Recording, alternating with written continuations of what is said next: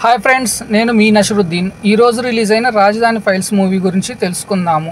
ఈ మూవీ ఎలా ఉంది, ఈ మూవీ యొక్క కథనం ఏమిటని తెలుసుకోయే ముందు ఈ మూవీ ఒక పొలిటికల్ సెటైరికల్ మూవీనా, లేకపోతే అమరావతికి సంబంధించిన రైతులు వారి యొక్క విధి విధానము, వారు రాజధాని కోసం సాక్రిఫైస్ చేసిన ల్యాండ్స్, దాని తర్వాత వచ్చే పరిణామాలను బేస్ చేసుకొని చిత్రీకరించారా అనేది తెలియాలంటే ఈ మూవీ చూడాలి. ఇకపోతే ఈ మూవీ కథలోకి వస్తే, ఆంధ్రప్రదేశ్ అనేది కొత్తగా ఏర్పడ్డాక దానికి సంబంధించిన రాజధాని కోసము రాజధాని రైతులు వారి స్వచ్ఛందంగానో లేకపోతే ప్రభుత్వం మీద అభిప్రాయం మేరకు వారి పొలాలను సాక్రిఫైస్ చేశారు. సో రాజధానికి అనుకూలంగా ఆ తర్వాత ఏర్పడిన పరిణామాల వల్ల కొత్త గవర్నమెంట్ రావటము, ఆ గవర్నమెంట్ రాజధానిని మార్చాలనే నిర్ణయానికి రావటము, దానికి వ్యతిరేకంగా రాజధాని సంబంధించిన రైతులు దానికి వ్యతిరేకంగా యాత్రలు, తిరుగుబాటుతనం చేయటము, ఇటువంటి సంఘటనలను, రియాలిటీకి సంబంధించిన ఇటువంటి సంఘటనలను బేస్ చేసుకొని ఒక కథ రూపంలో చిత్రాన్ని చిత్రీకరించాడు డైరెక్టర్. ఇకపోతే ఈ కథలోకి వస్తే, బుల్లూరు అనే గ్రామానికి చెందిన గౌతమ్ మొదట అంత ఆసక్తి కనబరచకపోయినప్పటికీ తర్వాత ఆంధ్రప్రదేశ్కి చెందిన కొత్త రాజధాని ఐరావతి కోసం ఇచ్చిన భూముల విషయంలో అక్కడ రైతులు పడుతున్న ఇబ్బందులు చూసి వారితో పోరాటం చేయడానికి సిద్ధమవుతాడు.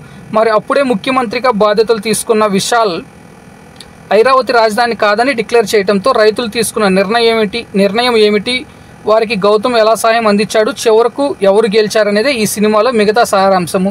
సో ఈ కథను బట్టే మనకు అర్థమవుతుంది, దీనికి కన్క్లూజన్ అనేది క్లియర్గా ఇచ్చుండడు అని చెప్పాలి. అది మీరు సినిమా చూస్తేనే మీకు అర్థమవుతుంది. ఎందుకంటే ఒక గవర్నమెంట్ టైంలో ల్యాండ్స్ అనేది ఇచ్చారు, మరో గవర్నమెంట్ వచ్చాక క్యాపిటల్గా మారుస్తున్నామని డిక్లేర్ చేశారు అని అంటున్నారు. దానికి వ్యతిరేకంగా ఎవరైతే ల్యాండ్స్ ఇచ్చారో దానికి సంబంధించిన రైతులు దానికి వ్యతిరేకంగా పోరాటం అనేది చేయటం జరిగింది. అంతిమంగా ఏం జరిగింది అనేది చూపించడానికి ఇప్పటి వరకు రియల్గా అయితే ఏం జరగలేదు కాబట్టి సో సినిమాలో కూడా ఏం చూపించకుండా పోవచ్చు అనేది నా అభిప్రాయము.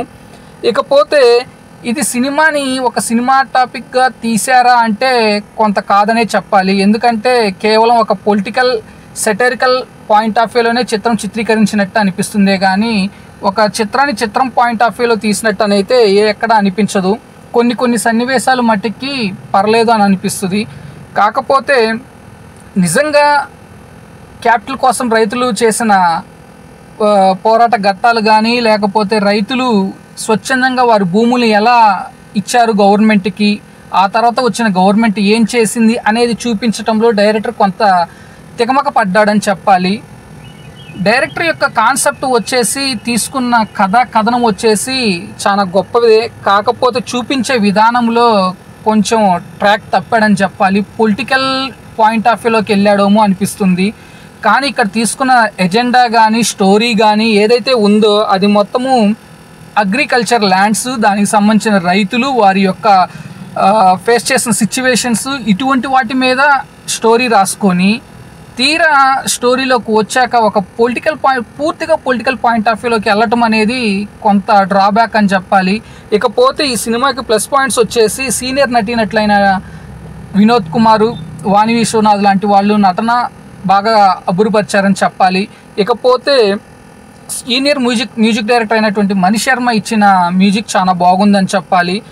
తీసుకున్న స్టోరీ చాలా బాగుంటుంది, బట్ చూపించే విధానంలో కొంత మైనస్ అని చెప్పాలి. ఇకపోతే మైనస్ పాయింట్స్ వచ్చేసి స్క్రీన్ ప్లే, అట్లానే కొన్ని సన్నివేశాలు చూపించడం చాతరానితనం కానీ, ఇకపోతే కథలో ఆసక్తికరంగా తీయకపోవటం కానీ, ఇక డైలాగ్స్ కానీ, ఇలాంటి చాలా లోపాలు అనేది ఈ చిత్రంలో ఉంది. సో నా ఒపీనియన్ ఇది ఒక పొలిటికల్ సెటైరికల్ మూవీ కానీ చెప్పాలి, కానీ ఒక ప్యూర్ మూవీ అని చెప్పలేము.